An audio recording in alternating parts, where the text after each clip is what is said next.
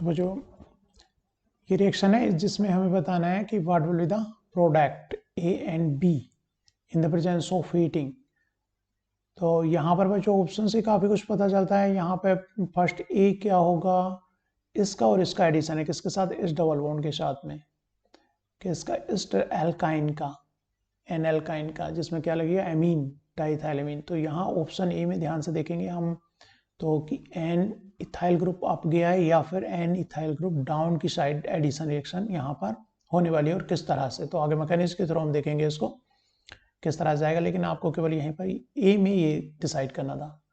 और B formation में जो कि हाइड्रोलिसिस है एसिटिक एसिड के साथ में, तो यहाँ पे फर्दर इसका ब्रेकआउट होकर के, ए का ब्रेकआउट होकर के भी बना है, तो उसमें डिसाइड करना है यहाँ से बॉन्ड ब्रेकआउट हुआ है या फिर ये बॉन्ड ब्रेकआउट हुआ है। थ्रू मैकेनिज्म में पता चलेगा।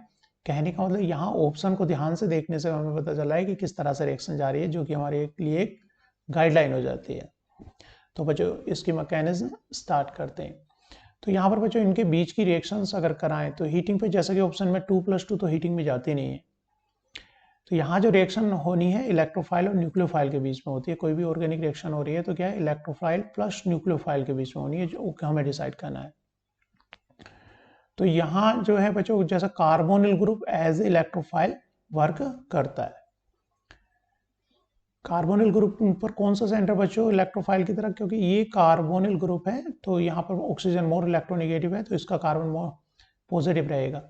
या फिर नेक्स्ट रेजोनेटिंग स्ट्रक्चर में पार्शली पॉजिटिव चार्ज कहाँ पर, यहाँ पर ये रहेगा, ये नेगेटिव चार्ज।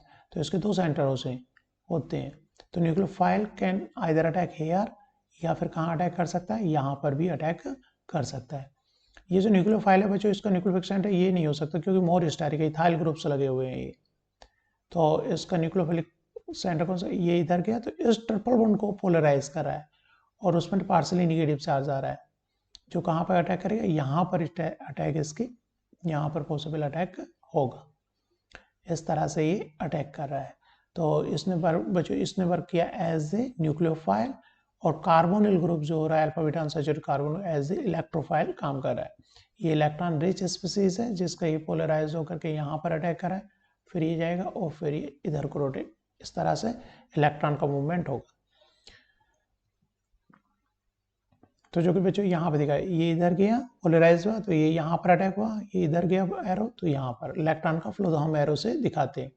फर्दर ऑक्सीजन पे लोन पेयर हो जाएगा तो फर्दर कम बैक करेगा, यहाँ पर आएगा तो इस डबल बॉन्ड को पुश करेगा, कार्बोनिल के कार्बन की तरह आप मान सकते हो इसको, जैसे कार्बोनिल पर न्यूक्लियोफाइल अटैक करता है तो ये अब जाता है। तो इस तरह से ये बॉन्ड पोलराइज हुआ ऑक्सीजन की वजह से, ऑक्सीजन ने अपने इलेक्ट्रॉन पुश किए इधर तो ये बॉन्ड कहाँ पर अटैक करेगा, इस कार्बन पर अटैक करेगा और ये नाइट्रोजन ब्रेकआउट हो जाएगा।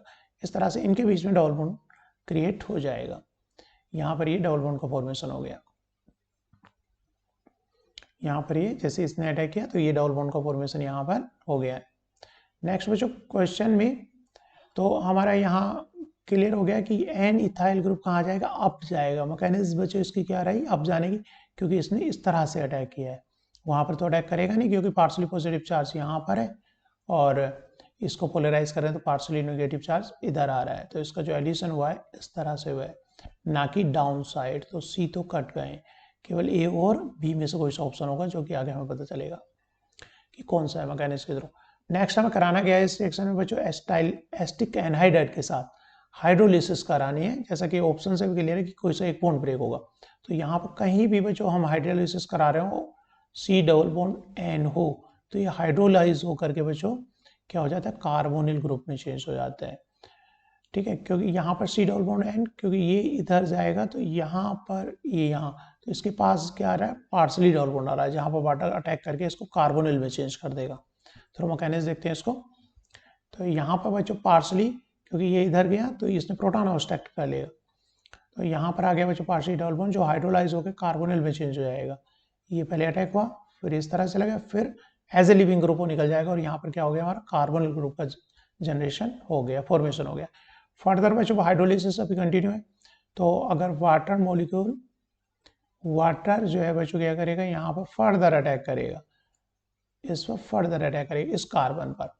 तो यहाँ पर जब ये अप जाएगा और ट्राई करें डाउन आने की, तो ये बॉन्ड ब्रेक आउट हो जाए। कार्बन कार्बन बॉन्ड ब्रेक होना इजी नहीं होता है, बट यहाँ पर पॉसिबल है, क्योंकि यहाँ पर जो एनायन आएगा वो क्या आएगा, कार्बोनिल के एडजेसेंट पे आएगा। और कभी भी कार्बोनिल के एडजेसेंट पर अगर बच्चों एनायन आ रहा होता है तो लोग डिलोकलाइजेशन की वजह से क्या हो जाता है, स्टेबल हो जाता है। तो इससे जब ये वाटर मॉलिक्यूल और 4 मेंबर काफी स्ट्रेन है मॉलिक्यूल के अंदर, तो ये काफी अनस्टेबल एक बॉन्ड है। तो बॉन्ड ब्रेक कौन सा होगा, ये बॉन्ड ब्रेक होने जा रहा है यहाँ पर। एक मैकेनिज्म के थ्रू यहाँ पर बच्चों देख सकते हैं, तो वाटर अटैक करेगा, ये अप जाएगा और डाउन आए पुश करेगा तो ये बॉन्ड ब्रेक आउट हो जाएगा। रीजन वाइज यहाँ पर जो एनायन आ रहा है वो डिलोकलाइज स्टेबलाइज है, and then it again abstract the proton. तो इस तरह से बच्चों हमारा प्रोडक्ट भी ये हो जाता है। तो इस तरह तो हमारा आंसर बच्चों इसमें कौन सा हो गया, आंसर ए हो गया। राइट आंसर हमारा कौन सा हो गया, ए हो गया, जिसमें बच्चों एन इथाइल ग्रुप जो गया था, डाइथाइल ग्रुप अप गया था, और इसमें ये वाला बॉन्ड ब्रेकआउट होकर के ये सारा ग्रुप कहाँ चला जाता है, नीचे चला जाता है।